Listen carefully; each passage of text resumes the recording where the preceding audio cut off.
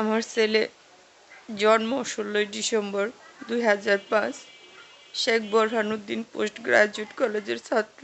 আমার একটাই ছেলে, অনেক আদরের, অনেক কষ্টের। আমার শোভন শুক্রবার সকালে উঠা, ঘুম থেকে উঠা জুম্মার নামাজ পড়ছে, পড়া ঘরে আসছে। ঘরে আইসা দোকানে বিরিয়ানি খাইছে, খাইয়া তারপর আমার শোভন ছাত্র আন্দোলনের জন্য, দেশের জন্য, জনগণের জন্য রাস্তায় নামছে।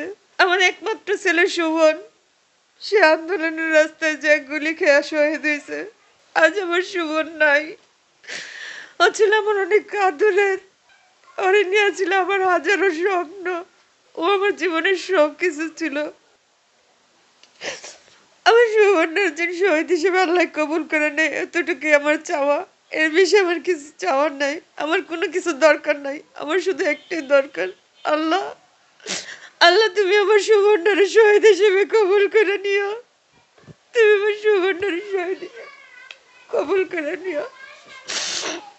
এই তো আমার সেই ছেলে। আমার ছেলের কি অপরাধ ছিল বলেন? দেশের জন্য, জনগণের জন্য তো আন্দোলনে গেছিল। কি অপরাধ আমার সন্তানের? আমার সন্তানের তো কোনো অপরাধ ছিল না। আজকে আমার শোভন দেশের জন্য, জনগণের জন্যই তো শহীদ হয়েছে। একটা মাত্র ছেলে। আজ আমার ছেলে আমার জীবনের নয়, আমার জীবন থেকে আমার ছেলে হারিয়ে গেছে। আমি কোথাও খুঁজে পাই না আমার ছেলেটারে। আজকে কয়টা মাস, 7 মাস হয়ে গেছে। আমার ছেলের কি আজও কোনো বিচার হবে না? মৃত্যুর বিচার হবে না? আমার ছেলের মৃত্যুর বিচার হবে না কেন হবে না? আমার ছেলে কি অপরাধ করেছিল?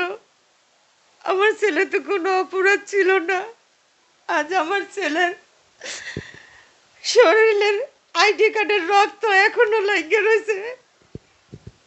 আমার ছেলের তুমি কোথাও খুঁজে পাই না। আমার কাছে একটি অনুরোধ, আমার ছেলের মৃত্যুর বিচারটা যেন হয়।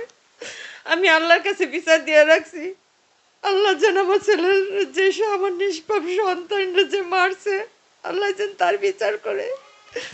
আর তুমি দেশ ও জনগণের কাছে বলতেছি, আমি আমি সরকারের কাছেও বলতেছি, আমার ছেলের মৃত্যুর বিচারটা যেন তারা করে। এটি গর্ব করি আমার ছেলে যেন শহীদের স্বীকৃতি পায়, আর আল্লাহ যেন তারে উচ্চ মর্যাদা দান করে। সবাই আমার ছেলের জন্য দোয়া করবেন।